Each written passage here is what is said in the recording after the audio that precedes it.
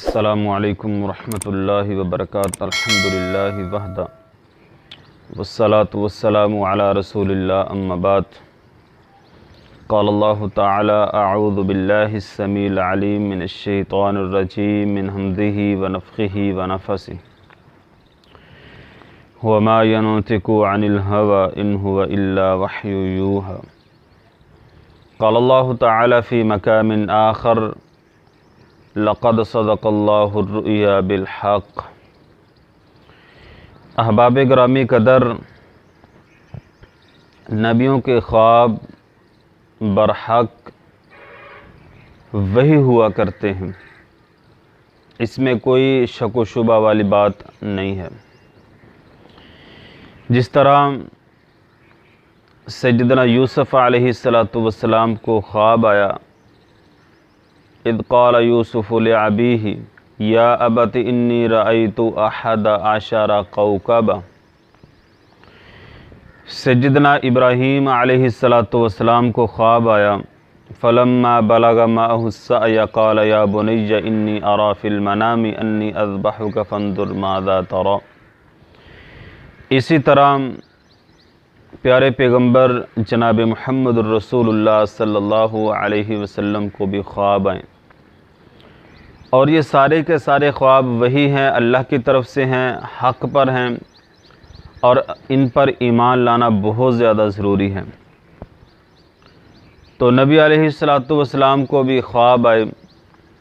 ان خوابوں میں سے ایک خواب، اور ایک خواب کی صرف ایک بات میں آپ کے سامنے رکھتا ہوں۔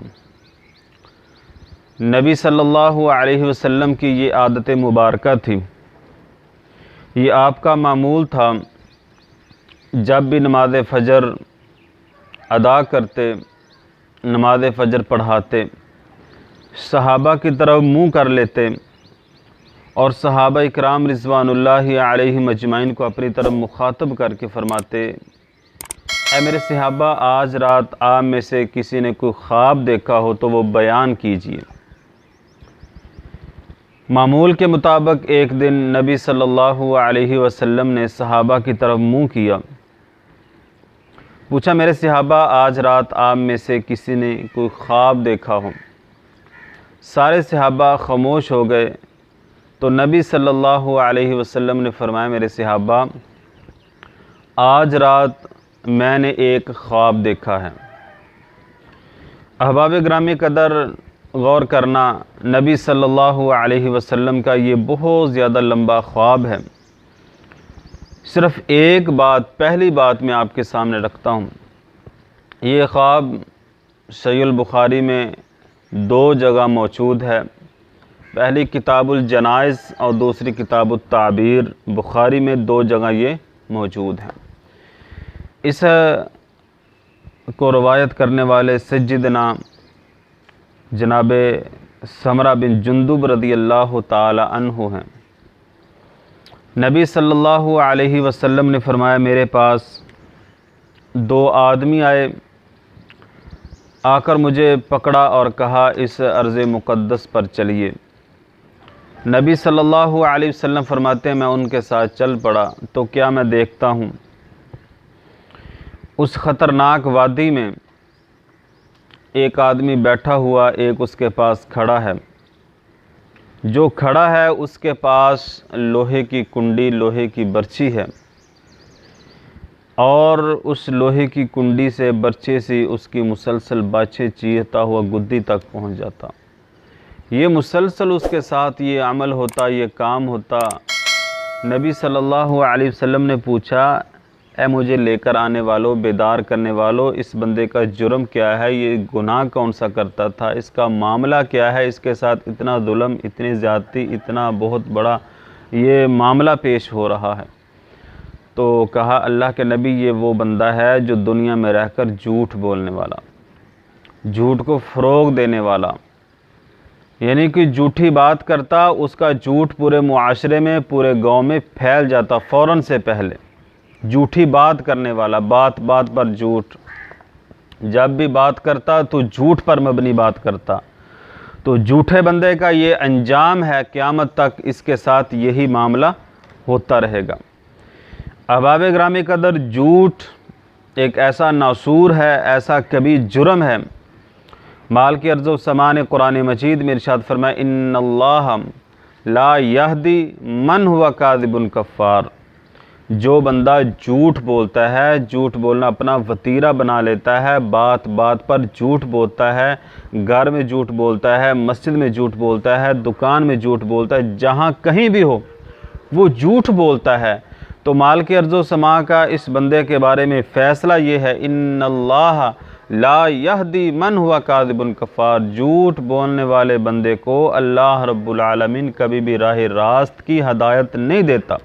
اور نبی صلی اللہ علیہ وسلم نے فرمایا جو بندہ دوستوں کو ہنسانے کے لیے جھوٹ بولتا ہے، دوستوں کے سامنے بیٹھ کے واہ واہ کرواتا ہے، جھوٹے لطیفے، جھوٹے ڈرامے، جھوٹی باتیں کر کے اپنے دوستوں کو ہنساتا ہے، دوستوں کو خوش کرتا ہے، نبی صلی اللہ علیہ وسلم نے اپنی نبوت والی زبان سے اعلان کیا ہے ویل اللہ ویل اللہ، وہ بندہ ہلاک ہو گیا، برباد ہو گیا، تباہ ہو گیا، ایسے بندے کا ستیہ ناس ہو گیا جو اپنے دوستوں کو ہنسانے کے لیے جھوٹ بولتا ہے۔ تو اس بندے کا قصور یہ ہے کہ وہ جھوٹی بات کرتا، جھوٹ بولتا، تو اس کا جھوٹ پورے معاشرے میں فوراً سے پہلے پھیل جاتا۔ احباب گرامی قدر، آج ہمارے معاشرے کی کیفیت یہ ہے، جب سے یہ سوشل میڈیا آیا، فیس بک آئی، واٹس ایپ آئی، انسٹاگرام آیا، یہ دوسری تیسری ایپس آئی، یہاں آنے کی وجہ سے، ان کے آنے کی وجہ سے جھوٹ ہمارے معاشرے میں بہت زیادہ پھیل گیا کہ جھوٹ واٹس ایپ پر کوئی ایسی بات آئی، ایسی خبر آئی جو جھوٹ پر مبنی ہے، بلا تحقیق، بغیر سوچے سمجھے، نہ اس خبر کا علم ہے، نہ اس کے پاؤں نہ سر، کوئی چیز نہیں ہے، فوراً اس کو شیئر کیا، پوری دنیا پر پھیلا دیا۔ میرے محترم بھائیو، اسی کے بارے میں نبی علیہ السلام نے فرمایا۔ تو یہ ہمارے معاشرے میں کینسر کی بیماری کی طرح یہ جھوٹ پھیلا جا رہا ہے، جہاں کہیں دو چار آدمی جمع ہو تو جھوٹ کے علاوہ کوئی چیز نہیں ہے۔ احباب گرامی قدر، خواب کی پہلی شک، پہلی بات نبی علیہ السلام نے جو دیکھی وہ جھوٹے آدمی کا یہ انجام تھا، فرمایا یہ قیامت تک یہ اس کے ساتھ انجام ہوتا رہے گا۔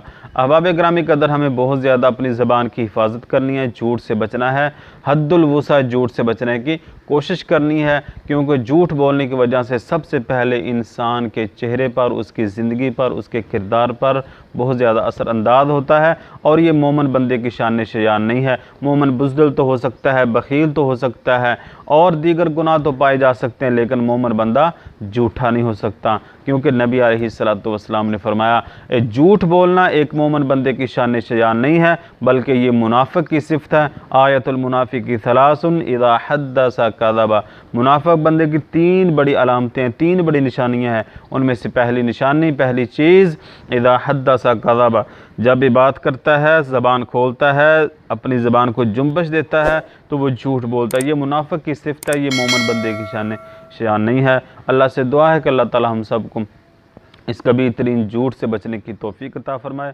وما علینا الا البلاغ۔